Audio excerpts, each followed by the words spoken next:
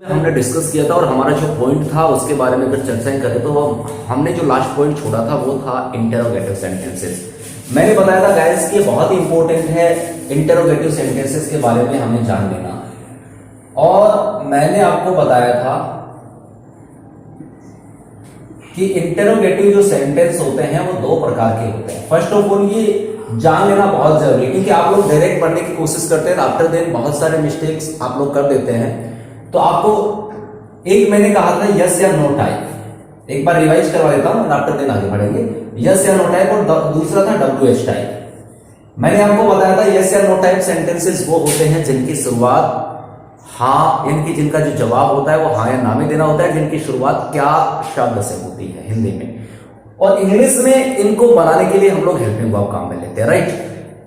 किंतु WH word में वाक्य के मध्य में कब, क्यों, कहां, कैसे इस तरह के वर्ड आते हैं। हम लोग उनको 5W+1H के नाम से भी जानते हैं, राइट। तो शुरुआत करते हैं कि किस तरह से उनको बनाएंगे। तो ये वाला जो पार्ट चल रहा है गाइस, ये तो आपको मैंने पहले ही बता दिया कि ये हमारा प्रेजेंट सिंपल का इंटेरोगेटिव सेंटेंस है, यानी कि प्रेजेंट इंडेफिनिट टेंस का कौन सा इंटेरोगेटिव सेंटेंस, इस बात का विशेष ध्यान रखना और उसी को लेकर चर्चाएं कर रहे हैं। तो गाइस सबसे पहले बात करें तो हमारी हेल्पिंग वर्ब जो है वो कौन सी है, डू और डज।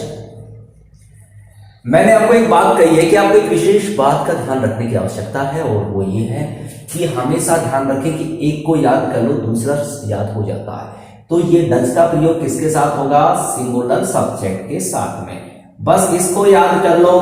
अब बच गया वो किसके साथ चला जाएगा, प्लूरल के साथ। तो डू का प्रयोग किसके साथ होगा, प्लूरल सब्जेक्ट के साथ में होगा। गाइस इसका ध्यान रखना कि हम लोग सिंगुलर में किसको लेते हैं, ही, सी, इट, नेम और सिंगुलर सब्जेक्ट। सिंगुलर सब्जेक्ट क्या होता है, जो एक हो या एक का भाव दे वो हमेशा सिंगुलर सब्जेक्ट में रहता है। इस बात का विशेष ध्यान रखेंगे। दूसरी अगर हम लोग वार्तालाप करें तो इसमें हम लोग बात करें तो दो या दो से अधिक का जो भाव देगा या दो से अधिक कोई होगा वो क्या कहलाता है, बहुवचन में रहता है। तो हेल्पिंग वर्ब आपको याद होगी। अब आती है मेन वर्ब। मेन वर्ब की कौन सी आएगी, फर्स्ट फॉर्म का प्रयोग करेंगे, फर्स्ट फॉर्म, राइट। अब यहां से देखिएगा हमारे पास दो तीन बातें निकल करके आ गई। फर्स्ट ऑफ ऑल हमारी जो हेल्पिंग वर्ब है वो डू डज है। बाकी रूल्स वही रहने वाले हैं। हिंदी वाक्यों के अंत में जो है वो ता, ती, ते आने वाले हैं। वाक्य के प्रारंभ में क्या शब्द आएगा। इसके अलावा बात करें तो वही टाइम ऑफ एडवर्बियस रहने वाले, सारी चीजें सेम रहेगी क्योंकि हम लोग कॉन्टिन्यूअसली एक ही पार्ट को पढ़ने, कौन सा, प्रेजेंट सिंपल। तो प्रेजेंट सिंपल की बाकी सारी चीजें इक्वल रहने वाली है। जो चेंजेस हो रहे हैं वो मैंने आपको बता दिया। अब सबसे पहले बात करते हैं फॉर्मूले की, यानी कि कोई भी चीज हो उसको तैयार करने का एक फॉर्मूला होता है, एक स्ट्रक्चर होता है। अगर उसका फॉलो करते हैं तो देन हमारे पास में क्या होता है, सोल्व करने का तरीका मिल जाता है और आसानी हो जाती है उसको याद करने की। तो गाइस हम लोग बढ़ते हैं आगे। सबसे पहले यहां पर देखिएगा हम लोगों का पहला फॉर्मूला एक बार मैं याद दिलाना चाहता हूं। हमारा सिंपल सेंटेंस का फॉर्मूला ऐसा था, सब्जेक्ट, एक्शन, ऑब्जेक्ट और अदर वर्ड्स। अब इंटेरोगेटिव वाक्य जब होते हैं तो इंटेरोगेटिव वाक्य में हेल्पिंग वर्ब शुरुआत में आती है, ठीक है। उसके बाद में सब्जेक्ट आता है, उसके बाद में क्या करेंगे, मेन वर्ब लेंगे और उसके बाद में ऑब्जेक्ट और उसके बाद में अदर वर्ड होते हैं तो उनको नोट डाउन कर देते हैं। और ये लास्ट में क्वेश्चन मार्क लगाना ना भूले guys, this is an important fact, okay. अगर आप लोग इसे मिस करते हैं तो ये भी गलत माना जाता है। हम लोग बात करते हैं रिटर्न प्रोसेस की, ठीक है। तो इसमें ये पंक्चुएशन की मिस्टेक मानी जाती है तो इस पर भी आपको फोकस करने की रिक्वायर्ड होती है, राइट। कम पढ़ो मगर अच्छे से पढ़ो, उसको याद करते रहो। तो यहां पर गाइस हेल्पिंग वर्ब क्या है हमारी, डू और डज। तो यहां मैं ये डू और डज भी लिख सकता हूं या फिर डायरेक्ट हेल्पिंग वर्ब भी लिख सकता हूं। बात वही है क्योंकि हेल्पिंग वर्ब के रूप में प्रेजेंट सिंपल के इंटेरोगेटिव सेंटेंसेस में हमारे पास तो डू और डज ही है, ऑब्वियस सी बात है। तो ये फॉर्मूला, एक फॉर्मूला याद हो गया तो बाकी सारे टेंस में यही फॉर्मूला चलेगा। बस डू डज की जगह हेल्पिंग वर्ब चेंज होती जाएगी। कहीं मुख्य क्रिया की फर्स्ट फॉर्म आ रही है तो कहीं पर सेकंड आएगी, कहीं पर जिरंद यानी आईएनजी आएगी, इसे फोर्थ फॉर्म बोलते हैं। तो इस तरह से प्रोसेस चलता रहेगा, ओके। बहुत सिंपल है। मैंने बताया वाक्य के प्रारंभ में क्या शब्द है, तो क्या, राधा नृत्य करती है। और गाइस ये वाला निशान आ गया, ये वाले महाराज हैं, यानी कि इन्होंने हमसे सवाल पूछा है वाक्य के प्रारंभ में क्या शब्द है। इसका मतलब क्या का शब्द काफी सारे स्टूडेंट्स इसको व्हाट यूज कर लेते हैं।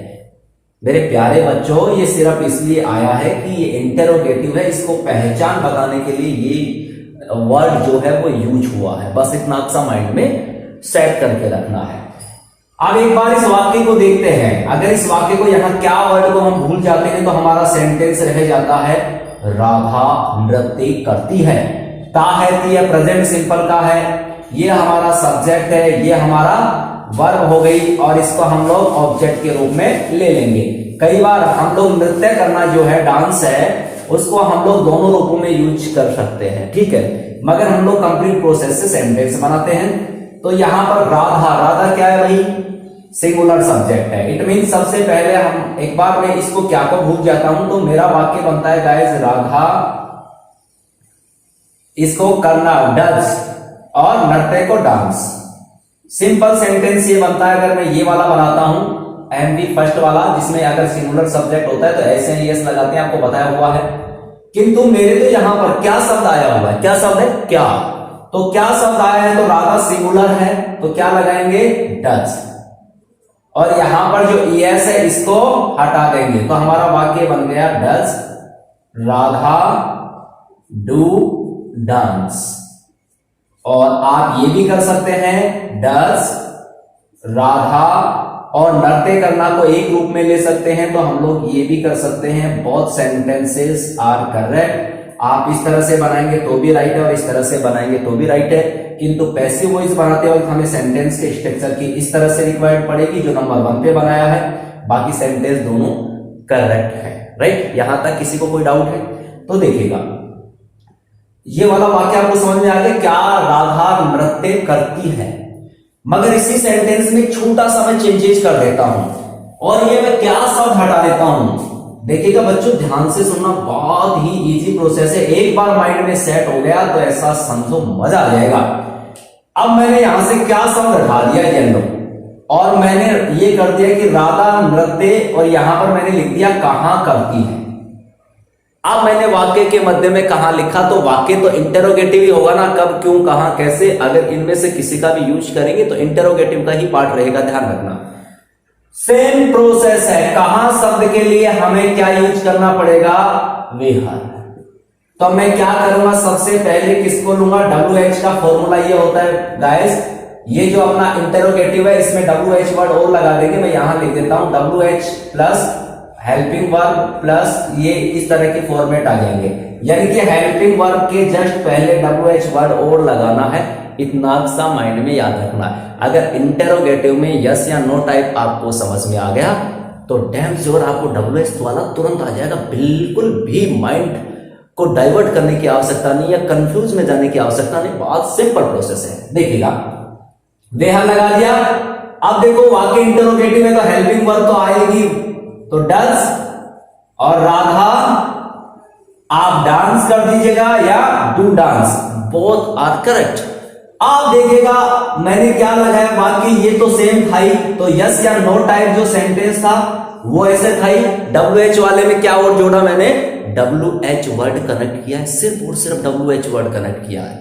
तो कहने का मतलब आपको यस या नो टाइप वाला आ गया तो WH वाला भी आ गया, ऐसा समझो। मगर प्रैक्टिस मैक्सिमम एंड परफेक्ट, जितने ज्यादा सेंटेंस हम बनाएंगे उतना जल्दी हम लोग सीख पाएंगे, इसलिए ज्यादा से ज्यादा सेंटेंस आपको बनाने हैं। फिर कोई दिक्कत आती है तो आप हमें हमारे जो आपको नंबर दे दें हमारे व्हाट्सएप नंबर पर अपना मैसेज टाइप कीजिएगा कि सर ये वाला हमने सेंटेंस है समझ में नहीं आया, हमने ऐसे बनाया, क्या सही है। हम लोग आपको बता देंगे कि हाँ इस सेंटेंस में ये मिस्टेक है या बिल्कुल करेक्ट है, या किस तरीके से आपको प्रॉब्लम आई तो क्या प्रॉब्लम आई। तो इसके लिए जरूरी है आप लोग बराबर हमसे जुड़े रहिएगा, ठीक है। आगे बढ़ते हैं। और दूसरी बात मैंने कहा था चैनल को आप लोग सब्सक्राइब कर लीजिएगा और बेल आइकन के बटन को दबा लीजिएगा ताकि जो हम वीडियो डालते हैं तो आपको वेट ना करना पड़े, ठीक है गाइस। अब एक और ले लेते हैं हम लोग, एक वाक्य लेता हूं। आपसे अक्सर पूछा जाता है आप कहां रहते हैं। अब कहां रहते हैं, कहां सवाल तो करो इंटरोगेटिव, उससे पूछा कहां रहते हैं तो कहां का वेहर क्या हो जाएगा, वेहर। आपका मतलब यू, आपका मतलब यू, ठीक है। तो अपन ऐसा तो बोल नहीं सकते कि तू कहाँ रहता है, ये तो अच्छा नहीं लगेगा। तो हम लोग क्या रहते हैं, आप कहाँ रहते हैं। तो हमने एक वर्ड को इज्जत देने के लिए हमने क्या वर्ड यूज किया, आप कहाँ रहते हो।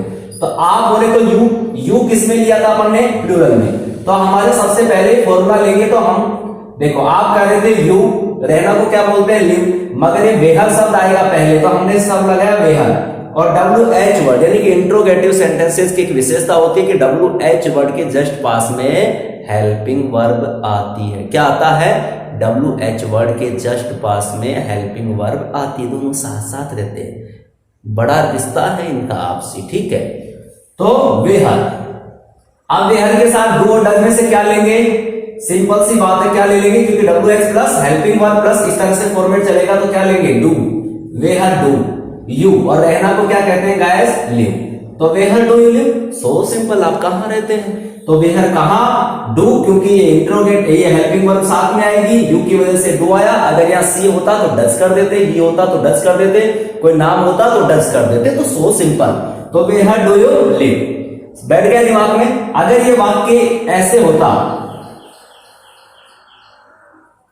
क्या आप एक गीत गाते हैं, क्या, अगर क्या शब्द आया है तो यहां सिर्फ यस या नो में जवाब देना है, इसलिए हमारी शुरुआत किससे होगी, हेल्पिंग वर्ब से। आप बोले तो यू, तो यहां पर यू के साथ क्या आएगा, डू यू, रट के रख लो, डू यू, क्या आएगा, do you. Bar bar sentence बनाओगे तो माइंड में सेट हो जाएगा, यू के साथ डू आता है, सी के साथ डज आता है, ही के साथ डज आता है। राधा हो या चाहे मोहन हो, चाहे सोहन हो, चाहे राम हो, चाहे सीता हो, चाहे श्याम हो, चाहे जयपुर हो, चाहे राजस्थान हो, नाम जितने भी होंगे सबको सिंगुलर में रखना है। ओके, तो डज आएगा, तो डू यू। गाना, गाना क्रिया, तो क्रिया के लिए क्या यूज करते हैं, सिंग, डू यू सिंग। और गीत के लिए क्या होता है, song, do you sing a song. तो गाइस ये हमारा और इंट्रोगेटिव मार्क यूज कर लिया, राइट। बहुत सिंपल प्रोसेस में आप लोग इसको बना सकते हैं। तो do you sing a song. अगर ये वाक्य ये होता, आप एक गाना क्यों गाते हो, तो ये वाक्य के मध्य में क्यों वर्ड आ गया, ये WH हो गया, यानी कि क्या हो गया, WH। तो कोई बात नहीं भाई, WH हो जाने तो अपना क्या फर्क पड़ता है। जब आपको समझ में आ गया फॉर्मूला तो बनाने में आसानी हो गई, बस इस बात को माइंड में सेट रखना, राइट। तो क्यों बोले तो वाई। अब आपके लिए क्या लेंगे, यू, तो यू के साथ क्या आएगा, डू, तो वाई डू यू। और फिर क्या आ जाएगा, वही गाना का सिंग, और एक गीत का सॉन्ग, यानी कि ये क्रिया हो गई, ये ऑब्जेक्ट हो गए, क्वेश्चन मार्क। आप बताओ ऊपर वाले में और नीचे वाले में कितना अंतर आया, फॉर्मेट इक्वल सा है, इसमें WH वर्ड और लगा दिया तो ये WH टाइप सेंटेंस हो गया, और इसमें सिर्फ प्रारंभ में क्या शब्द था, इसलिए सिर्फ हेल्पिंग वर्ब यूज की, इसलिए यस या नो टाइप सेंटेंस था। बिल्कुल सिंपल है guys, try to make more and more sentences. और फिर भी अगर आपको कोई प्रॉब्लम आती है तो आप अपना जो टाइप कीजिएगा और व्हाट्सएप पे हमें भेज दीजिएगा, और भी कोई क्यूरीज हो तो जुड़े रहिएगा। नेक्स्ट वीडियो में फिर मुलाकात करते हैं अगली इसके